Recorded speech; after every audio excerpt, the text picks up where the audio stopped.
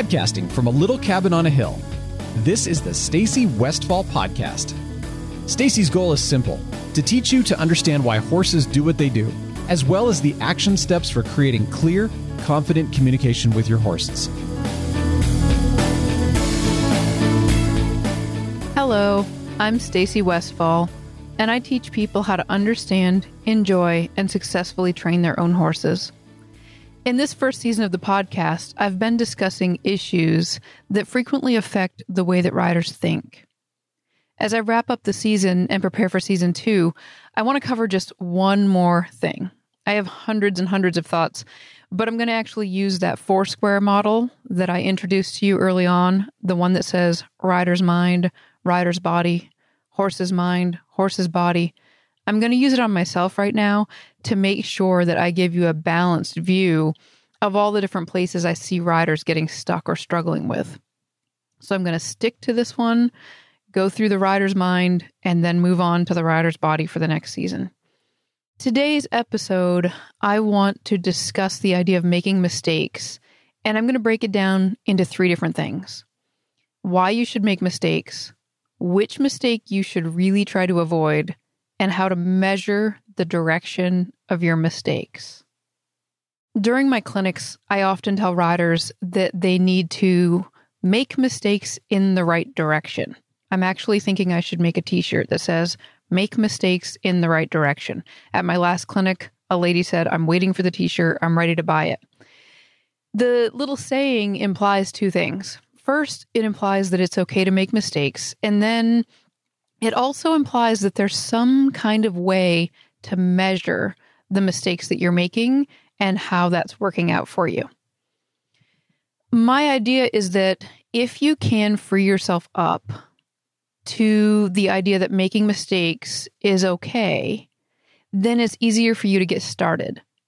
And we all know that getting started with something is often the biggest key, is just being able to get started and not holding yourself back in that way. And it's interesting because when I see riders kind of tense up against the idea of making mistakes, it immediately makes me think, okay, what if we were going to do this with a horse? When I think about training my horse, I know that my horse is going to make mistakes, and I'm not going to judge or criticize. I know that it's part of the learning process. That would be the same for the rider. I even learned how to laugh at a lot of the mistakes that the horses make. If you want to see a great example of me laughing at my own horse while he makes a bunch of mistakes, I actually have a really great video on YouTube, and I'll link it up in the show notes here, of my horse Newt when I was teaching him to step up onto a pedestal. So most of you have seen a horse stand on a pedestal at some point. This wasn't really that high. It was maybe, I don't even think it was 12 inches high.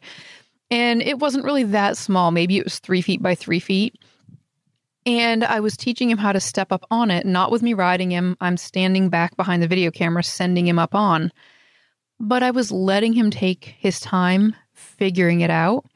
And it was really funny because if you watch, I've got a short one video and a really long, I think it's like an hour long video, watching him slowly work his way through it, because what kept happening to him was he would go to pick up that last leg, and he couldn't figure out that when his last leg came off the ground, he had to change the height of his head and neck.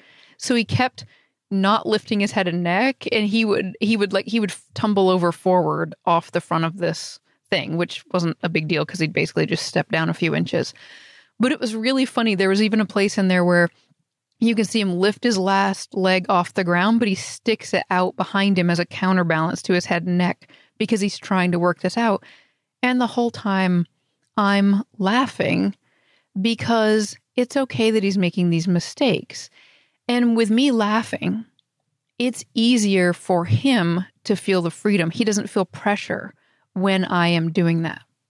If you're training yourself, if you're out in the barn and you're riding, you need to be your own coach. And you will find laughter brings more power than criticism. And before you're going to be able to laugh at your horse's mistakes or your own mistakes, you're going to have to be okay with making mistakes. If you're feeling some kind of resistance to the idea of making mistakes, do keep in mind that there is one kind of mistake that you should not make. The mistake you've got to try to avoid is a mistake that risks your safety, either your safety or your horse's safety. So what this means is if you take this idea of mine and you decide to go saddle up a horse that's been known to buck and you're like, well, she said make mistakes. And you go out there and you're going to just jump on and you've got a pretty good idea this isn't going to go well, especially not go well in the sense of somebody's safety is in danger. Don't make those kind of mistakes. Those, you've got to figure out how to break that down into much smaller possible steps where one mistake in that step isn't going to cause anybody harm or danger. When I was saying that you needed to make mistakes in the right direction, that's what I'm talking about. You're going to learn that as you're training the horses, you need to be able to measure the trend or the direction where things are headed. The best way that I can tell you to do this is that you've got to look at things over a longer time period. So in this example, I'm going to say over a 30-day time period. It could be over 60 days. I'm going to say at times that I look at it over a week, but a week is one of the smallest segments that I look at it in. And so I really need to be looking over multiple weeks, 30, 60, 90 days, because we've got to be able to look at a trend. And if you look too close and you try to measure every single 10-minute increment of your ride as being, is this headed up or down? You'll drive yourself crazy. You'll be really tense and you will have a lot more trouble allowing for mistakes. So try to think of this more as a trending direction. And again, when we look at trends, there are 3 different options that are going to come up. Number 1, it's going to be trending down. Number 2, it's going to be kind of staying the same or a flat line. Number 3, it's going to be trending up. So in the example of going out and jumping on a horse that you think might buck, that would be obviously choosing to trend down. Don't choose something that's going to take you trending down. You might make mistakes that take you trending down, but don't actively choose them. What you're going to need to be able to do here is decide your end goal, and then you can measure towards whether this is trending up or trending down. Let me bring this into a real life example so I can put it into action for you. A place that I will make mistakes on purpose is actually when I'm teaching the horses to change leads. Most of my horses, I start from unbroke and train them all the way through till finish. That's what I really enjoy doing. And right now I've got a couple horses that I'm doing this with. One in particular is Gabby. And Gabby is a granddaughter of Roxy, the famous mare from the bareback bridleless. And right now I've been doing lead changes. Started doing lead changes months ago. When I started doing lead changes with Gabby, I actually started asking for lead changes before I had the full control. So I had the ability to walk, trot, canter. I could ride her really pretty good two-handed, not so much one-handed. That means she's not great with neck reining. I can move her hips okay. I can do lateral work okay. But it's not really pretty and it's not super finished. But that's okay with me, because I actually like asking my horses to change leads when there's a pretty good chance I'll get it, but almost as much chance that I won't. And the reason for this is that I'm teaching not only myself, but them that mistakes are okay. So maybe I ask for the first lead change and the horse doesn't move its hip enough, so it changes leads in the front end, but not in the hind end. I don't panic and I don't punish the horse for it. I make a mental note of it. And then I think, oh, well, either I need to use more of a leg cue there or set up further ahead, or maybe she just doesn't know the answer. So I'll play around a little bit more and then I'll ask again. Well, maybe she throws a different mistake out there. Maybe she slows down too much, so it makes it really difficult. And then I'm able to think, oh, well, we can work on making sure that she keeps the correct cadence and rhythm and that she doesn't, excessively speed up or slow down. And so I'm not afraid to ask her to do something like a lead change, even though I'm not guaranteed a perfect outcome. I use it as feedback. What's really interesting is that over the years, I've taught lead changes to lots and lots of horses. And I have experimented with waiting longer and making everything more and more and more correct before I asked for the lead change. But the one thing that you have to be careful with if you do that is that it doesn't necessarily equal out to being like, oh, I waited longer, I did all the foundation work perfect, and now these lead changes are going to be perfect. Because the problem with going for perfect in both of those situations is now, if you've done all of that work and you've got everything perfect, when the horse goes to do the lead change, it actually thinks it's doing something wrong because it's never done it before. And so now all of a sudden they're being asked to move from their left lead over to their right lead. And they're like, oh no, I haven't done this before. And we only do perfect things here, because a lead change is kind of a bigger move.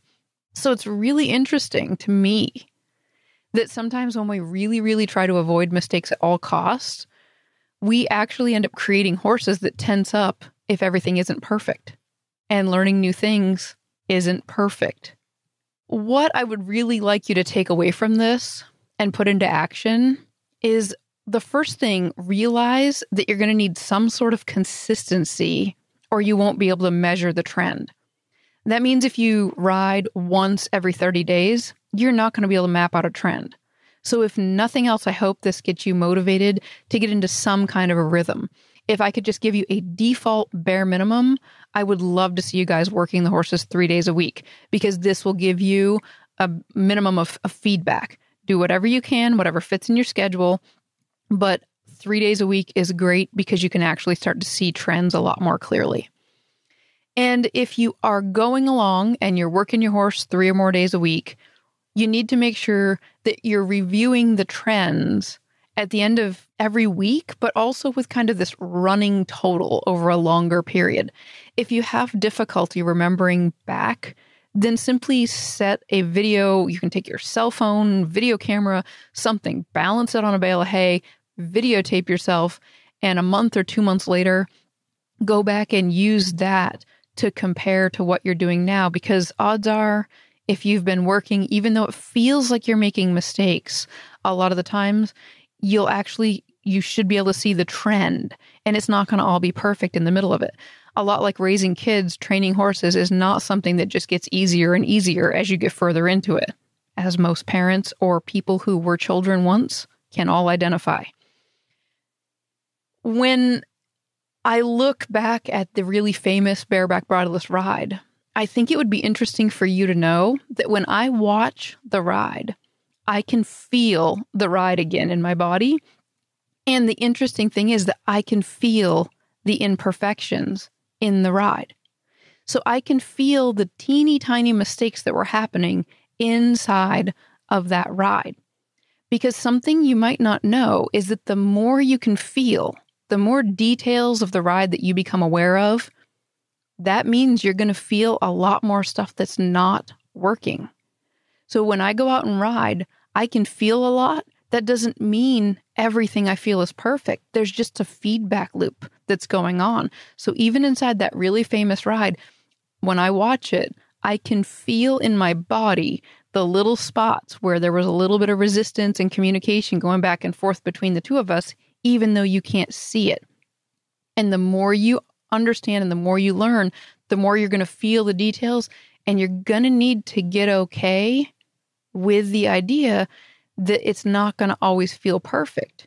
Because even on my very best horses, everything doesn't feel perfect all the time. Thanks so much, guys, for joining me. This has been a really fun first season. Next week, I'm going to be answering questions that people have asked by leaving voicemails over on my website. If you have a question you'd like to have answered here on the podcast, you can go over to stacywestfall.com. On the right-hand side, you'll see a way that you can leave a voicemail. And thanks for listening. Share this podcast with somebody you think might enjoy it. Thank you. If you enjoy listening to Stacy's podcast, please visit stacywestfall.com for articles, videos, and tips to help you and your horse succeed.